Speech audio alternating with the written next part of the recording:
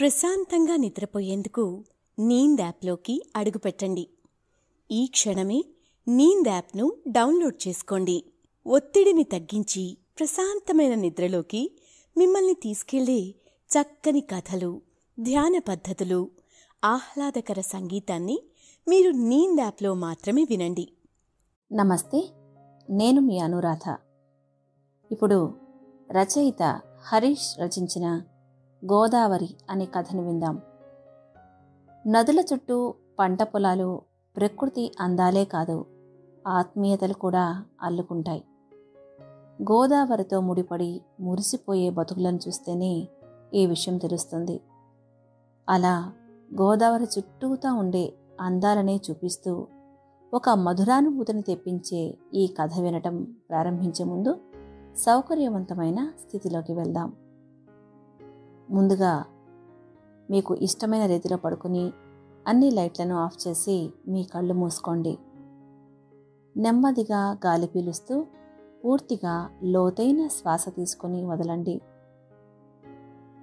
ఈ ప్రపంచాన్ని, ఇవాల్టి జ్ఞాపకాలను మెల్లగా పక్కకు నెట్టి క్రమంగా నిద్రలోకి జారుకునే సమయం ఇది. మరోసారి నెమ్మదిగా గాలి పీలుస్తూ లోతైన శ్వాస తీసుకుని మీ శరీరంలోని ఒత్తిడిని బయటకు వదిలివేయండి. ఇప్పుడు మీరు చేయాల్సిందల్లా విశ్రాంతి తీసుకోవడం, సేద తీరడం, మునుపటి స్థితికి రావటం. మీరిప్పుడు మంచం మీద ఉన్నారు.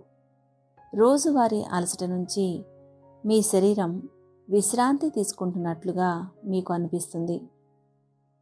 కాళ్ళ నుంచి మొదలుపెట్టి మీ అవయవాల్లోని ఒత్తిడిని ఒక్కొక్కటిగా బయటకు పంపించేయండి. మీకోసం అవన్నీ రోజంతా చాలా కష్టపడ్డాయి కాబట్టి వాటికి విశ్రాంతి తీసుకునే అర్హత ఉంది. ముందుగా మీ పాదాల్లో మొదలైన విశ్రాంత అనుభూతి క్రమంగా మీ మోకాలి క్రింది భాగానికి చేరుతుంది. అక్కడి నుంచి మోకాళ్లలోకి ప్రవేశిస్తుంది. ఇప్పుడు మీ కాలి ఎగువ భాగాన్ని విశ్రాంతి తీసుకోనివ్వండి. ఈ విశ్రాంత అనుభూతి క్రమంగా మీ పొత్తి కడుపు నుంచి వెన్నెముక మీదుగా ఎగువ వీపు వరకు వచ్చి తరువాత ఛాతీలోకి ప్రవహిస్తున్నట్లుగా గుర్తించండి. అక్కడి నుంచి మీ భుజాల్లోకి, తరువాత చేతుల్లోకి, చివరిగా వేలి కొనల వరకు వెళ్తున్నట్లుగా అనుభూతి చెందండి. ఆపై మీ మెడ, తల, ముఖం వరకు ఆ అనుభూతి ప్రవహిస్తుంది. ఇప్పుడు మీ శరీరం మొత్తం ప్రశాంతంగా, రిలాక్స్డ్గా నిద్రకు సిద్ధంగా ఉంది. త్వరలోనే మీరు చక్కని నిద్రలోకి జారుకుంటారు. మీ డ్రీమ్ ల్యాండ్లో ప్రశాంతంగా ప్రయాణిస్తారు. ఈ ప్రయాణం ఉదయం వరకు కొనసాగుతూ ఉంటుంది. కాబట్టి మీరు కథను వింటున్నప్పుడు మీ శ్వాసను కూడా అనుసరించండి.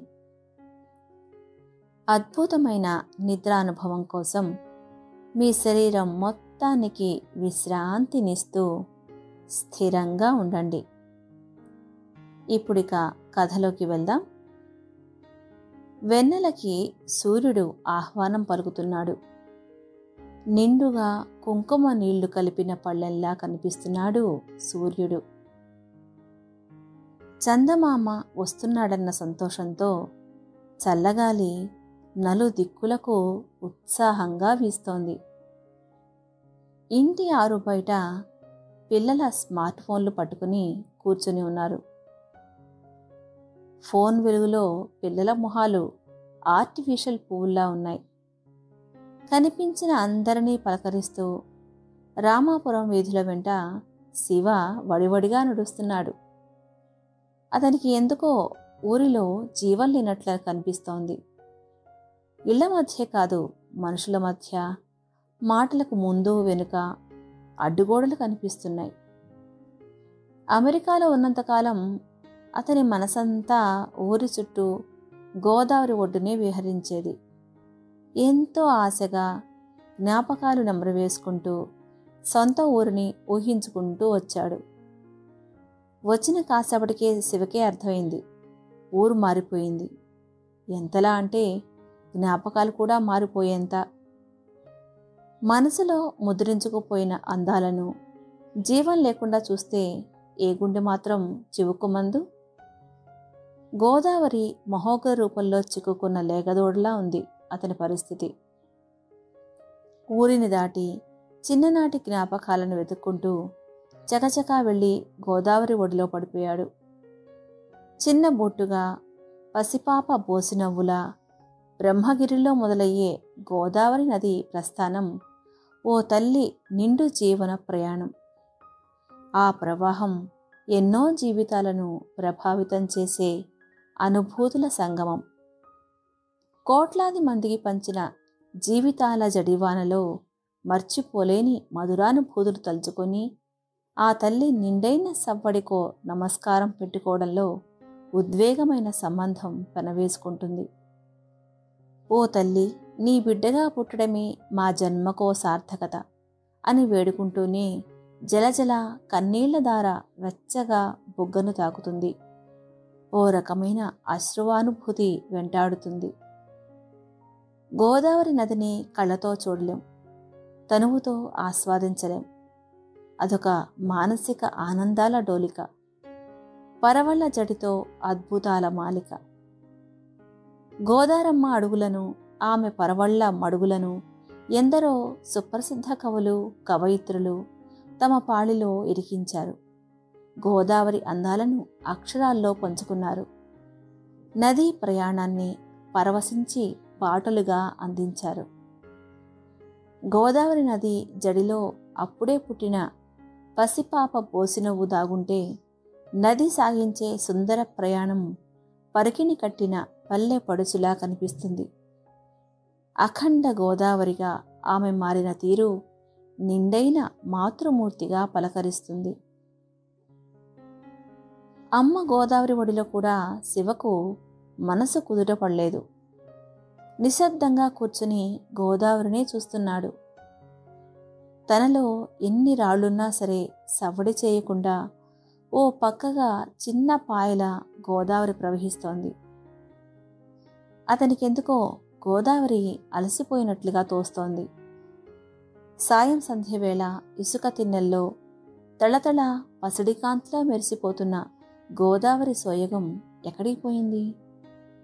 తాను చిన్న వయసులో ఉన్నప్పుడు చీకటి పడే వరకు గోదావరిలో ఈత కొడుతుంటే ఆ తల్లి తుళ్ళి తుళ్ళి పడేది, అలలు అలలుగా నవ్వేది, సుడులు తిరుగుతూ హత్తుకునేది. ఇంటికి వెళ్తూ వెళ్తూ తిరిగి చూస్తే ఎంత మౌనంగా బాధపడేది గోదావరి. ప్రశాంతంగా నిద్రపోయేందుకు నీంద్ యాప్లోకి అడుగుపెట్టండి.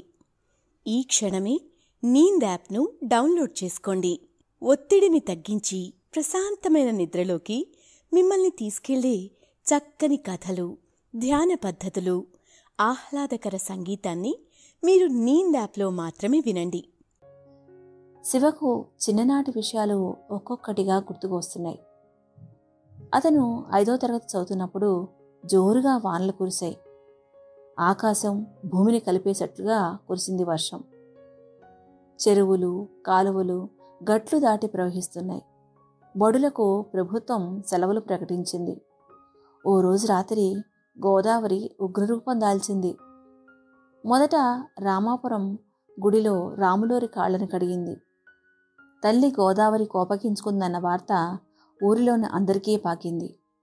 అందరూ హారతి పళ్లంతో కొబ్బరికాయలు పట్టుకుని గోదావరి కోసం ఇళ్ల ముందు ఎదురుచూస్తున్నారు. వరదలో మునిగిపోతామన్న భయం ఎవరిలోనూ లేదు. అందరూ కోరుకుంటున్నది ఒకటే, తల్లి శాంతించు, నీ బిడ్డలపై దయచూపు అని వేడుకుంటున్నారు. ఊరి పొలిమేర్ల వరకు ప్రవాహం చేరుకుంది. ఊరిలో ఎవ్వరూ నిద్రపోలేదు. శివ తాతయ్య ఒడిలో కూర్చుని ఏదో ఆలోచిస్తున్నాడు. అప్పుడు తాతయ్య శివని ఓ ప్రశ్న అడిగాడు. ఏరా చిన్నోడా, భయంగా ఉందా అని. భయం లేదు తాత, గుడిదాకా వచ్చిన గోదావరిని చూడాలనుంది అన్నాడు శివ. తాత గట్టిగా నవ్వుకుని, దానికి పొద్దున్నే చూద్దులే అన్నాడు. వెంటనే శివ, తాత నువ్వు కూడా గోదావరిలో చిన్నప్పుడు ఈత కొట్టావా అన్నాడు. ఈతొక్కటే కాదు, మా తరానికి అన్నీ గోదావరే. కడుపు నింపాలన్నా, కన్నీరు తుడవాలన్నా, చివరికి కడతేరిపోవాలన్నా ఆ యమ్మ సెలవే అన్నాడు. తాత గోదావరి కథ చెప్పు అని అడిగాడు శివ. కొద్దిసేపు ఆలోచించుకున్న తాత, చిన్నప్పుడు మా అమ్మ ఓ కథ చెప్పేది, అది చెబుతా విను అన్నాడు. సరే సరే అంటూ శివ ఠక్కున లేచి తాత వైపు తిరిగాడు. ఇంతసేపైనా తల్లి ఊరువైపు రాలేదంటే శాంతించే ఉంటుందన్న తాత గట్టిగా ఊపిరి పీల్చుకుని కథ మొదలుపెట్టాడు. గోదావరి ఒడ్డున ఓ చిన్న గుడిసెలో తల్లిదండ్రులు, తాతతో కలిసి అర్జున్ అనే యువకుడు నివసించేవాడు. అతను ఎక్కువగా గోదావరిలోనే బతికేవాడు. గత రహస్యాలను, భవిష్యత్తు కలలను మోసుకొని తిరిగే గోదావరి అంటే అతనికి చాలా ఇష్టం. అతనికి నదితో లోతైన సంబంధం ఉంది. అర్జున్ నదీ తీరాలను అన్వేషిస్తూ దాని అందం, రహస్యాలకు వెతుకుతూ గడిపేవాడు. గోదావరి తనతో మాట్లాడుతున్నట్లు అతనికి అనిపించేది. వీలు చిక్కినప్పుడల్లా గోదావరి ఒడ్డునే కూర్చుని మాట్లాడుతుండేవాడు. ఓ ఇద్దరు మనుషులు సంభాషించుకున్నట్లే ఉండేది. గోదావరి సవ్వళ్లే అతనికి సమాధానాలు. అతనికి తప్ప మిగిలిన అందరికీ నీటి ప్రవాహం తప్ప మరేదీ వినబడేది కాదు. అర్జున్ తనతో గోదావరి ఏదో చెప్పడానికి ప్రయత్నిస్తోందని అర్జున్ అనుకునేవాడు. వర్షాకాలంలో నది ఉప్పొంగినప్పుడు సంతోషం, కరువులు భూమిని పీడించినప్పుడు దుఃఖం, ప్రశాంతమైన రోజుల్లో సంతృప్తి చెందడం వంటి భావోద్వేగాలను అతను గ్రహించాడు. ఒక సాయంత్రం సూర్యుడు ఆకాశానికి నారింజ రంగు పులుముతున్న సమయంలో అర్జున్ తన మనసులోని విషయాన్ని ఎవరితో అయినా పంచుకోవాలని అనుకున్నాడు. గ్రామంలో ఎవరితో చెప్పినా నమ్మరని, పైగా ఆట పట్టిస్తారని అనుకున్నాడు. చాలాసేపు ఆలోచించి చివరికి తాత వద్దకు చేరుకున్నాడు. అతని తాతయ్య తన జీవితకాలంలో ఎన్నో అద్భుతాలను చూశాడు. నదితో తనకున్న సంబంధాన్ని అర్థం చేసుకోగలడని అర్జున్ నమ్మి అతని వద్దకు వెళ్ళాడు. గోదావరి నది నాతో మాట్లాడుతుందంటే నమ్ముతావు తాతయ్య అని తడబడుతూ ఆశగా అడిగాడు అర్జున్. ముసలివాడు మనవడిని చూసే ఆప్యాయంగా నవ్వాడు. నమ్ముతాను అర్జున. నది ఒక జీవి, లెక్కలేనన్ని తరాల కథలను మోసుకెళ్తుంది. హృదయపూర్వకంగా వినేవారికి దాని స్వరం చాలా రహస్యాలను, జ్ఞానాన్ని పంచుతుంది అన్నాడు. తాతయ్య మాటలకి అర్జున్కి ఎక్కడ లేని సంతోషం కలిగింది.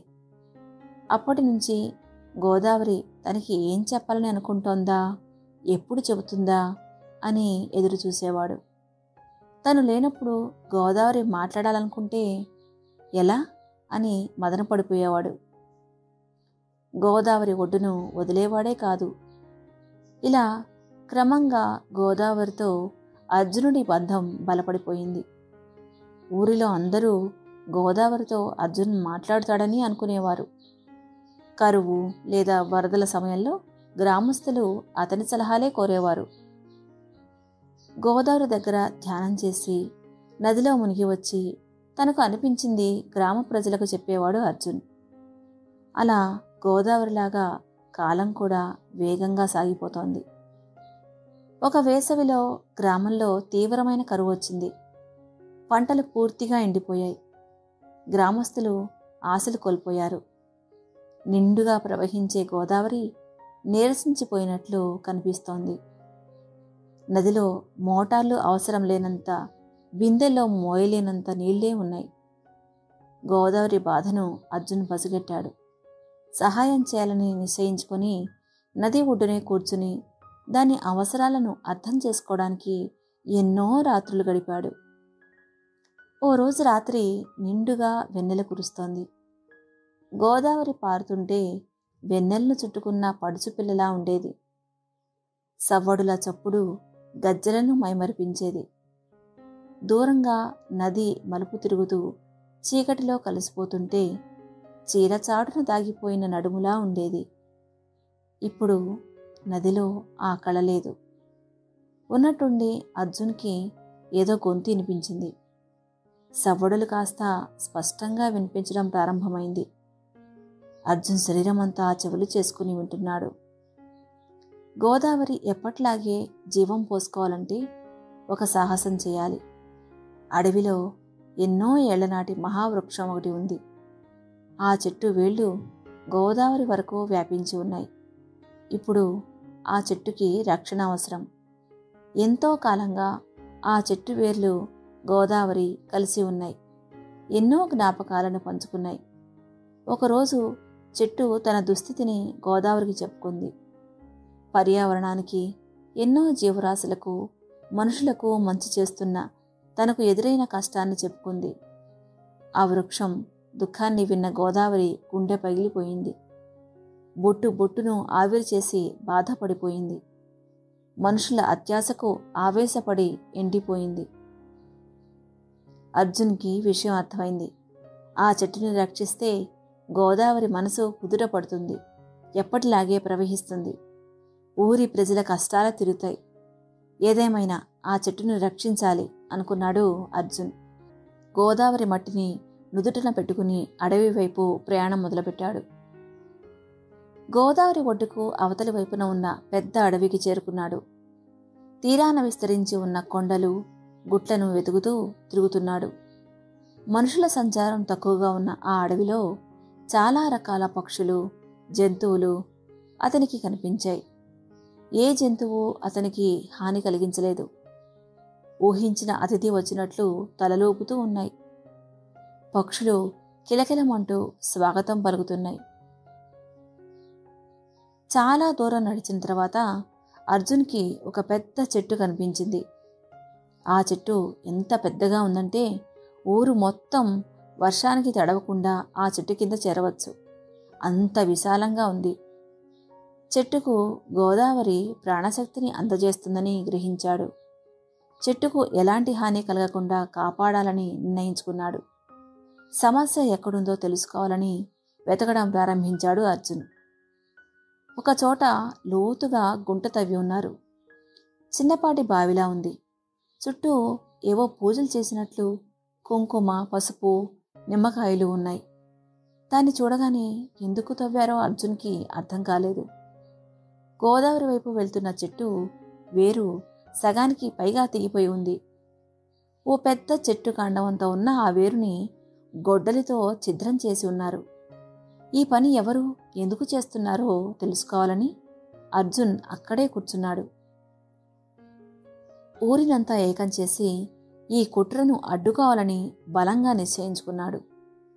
చెట్టు వద్దకు వెళ్లి కూర్చుని గోదావరి చెట్టు సంభాషణ తలుచుకుంటూ నిద్రపోయాడు.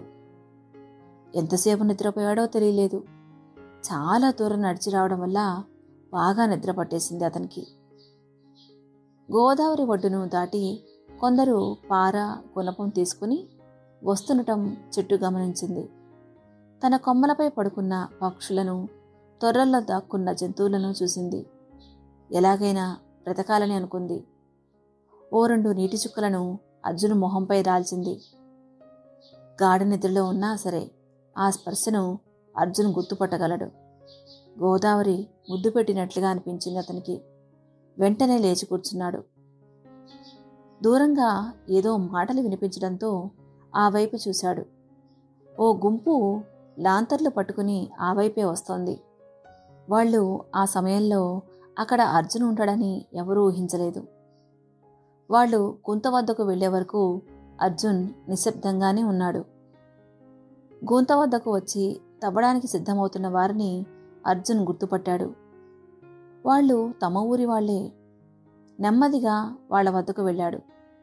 అక్కడున్న గుంపు అక్కడ అర్జున్ని చూసి ఆశ్చర్యపోయింది. కోపంగా ఉన్న అర్జున్ని చూసి ఏదో తప్పు జరిగినట్లు గ్రహించింది. అందరూ అర్జున్ చుట్టూ చేరి జరిగిన విషయం చెప్పారు. ఇక్కడ ఎవరో గుప్త నిధులు దొరుకుతాయని చెప్పారని, వాటి కోసం తవ్వుతున్నామని అన్నారు. అంతా విన్న అర్జున్ వాళ్ల అమాయకత్వానికి నవ్వుకున్నాడు. అంత నిధులు ఉంటే వాళ్ళు తవ్వడం మానేసి మీకెందుకు చెప్పారు అని ఎదురు ప్రశ్న వేశాడు. 100 రూపాయల ఆశ చూపి 100 మంది దగ్గర రూపాయి తీసుకునే మనుషులను నమ్మితే ఎలాగని కోపగించుకున్నాడు. ఇంటి నిండా నిధులు ఉన్నా తాగడానికి నీళ్లు లేకపోతే ఏం తాగి బతుకుతారని ప్రశ్నించాడు. ప్రకృతి పచ్చగా ఉంటేనే పసిరికైనా విలువ ఉంటుంది అని చెప్పాడు. తెలుసో తెలియకో వాళ్ళు చేస్తున్న తప్పుకు ఎదురైన పరిణామాలు వివరించాడు. జీవితాల్లో కరువు నింపుకున్న ఆ గుంపుకు చేసిన తప్పు బోధపడడానికి ఎక్కువ సమయం పట్టలేదు. చెట్టు వేర్ల మీద పడి పోరున ఏడ్చారు. గోదావరికి వెళ్ళి 2 బిందెల్లో నీళ్లు మోసుకొచ్చి గుంటలో పోశారు. మట్టినంతా కప్పి క్షమాపణ కోరుకున్నారు. అర్జున్ వెంటే ఊరువైపు నడిచారు. రాత్రంతా మెలుకుని ఉండటం వల్ల అర్జున్ ఇంట్లో ఆదమరచి నిద్రపోతున్నాడు. ఎక్కడో లీలగా గుడిగంటల శబ్దాలు వినిపిస్తున్నాయి. ఇంటి బయట ఏదో జాతర జరుగుతున్నట్లు సందడి వినిపిస్తోంది.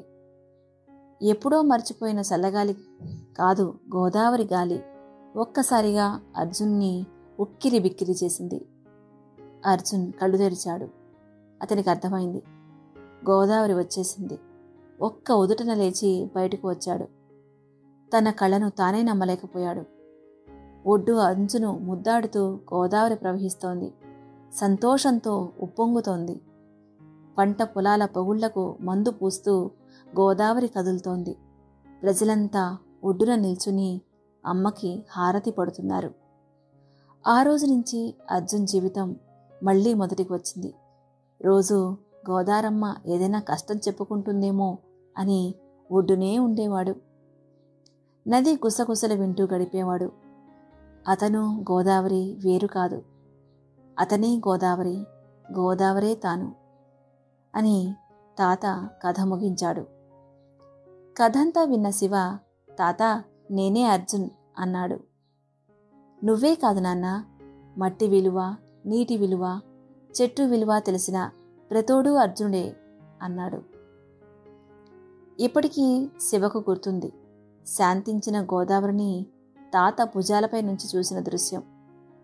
ఇప్పుడు అదే గోదావరిని ఇలా చూస్తుంటే కళ్ళలో గోదావరి పొంగుతోంది. శివ ఇంజనీరింగ్ పూర్తయ్యే వరకు గోదావరితో స్నేహం పోలేదు.